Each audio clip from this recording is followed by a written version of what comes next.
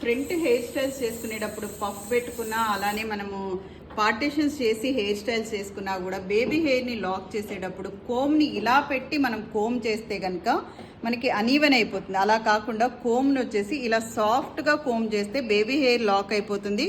తర్వాత మనం అనుకున్న సాఫ్ట్ ఫినిషింగ్ కూడా వస్తుంది. హెయిర్ ఎక్స్టెన్షన్ యాడ్ చేసేటప్పుడు యాక్చువల్గా మనం పఫ్ పెట్టుకున్న తర్వాత డైరెక్ట్ ఇక్కడ కింద పెట్టేస్తున్నారు. అలా ఎప్పుడూ కూడా పెట్టుకోకూడదు. ఎలా పెట్టుకోవాలో చూపిస్తాను. ఓన్లీ ఈ పార్ట్లో కనుక మీరు ఎక్స్టెన్షన్ పెడితే చాలా అనీవెన్గా ఉంటుంది. మెస్సీ బ్రేడ్స్ కూడా కంఫర్ట్గా రావు. జస్ట్ ఒక 1 లేయర్ హెయిర్ మాత్రమే తీసుకోవాలి. దాని తర్వాత ఈ డౌన్ లేయర్కి బ్యాక్ కోమింగ్ చేసుకోవాలి. ఉండదు. హెయిర్ అనేది గ్రిప్ లేకుండా ఉన్నప్పుడు ఏమవుతుంది అని అంటే లాగేసినట్టు అయిపోయి పెయిన్ వస్తుంది క్లయింట్స్కి.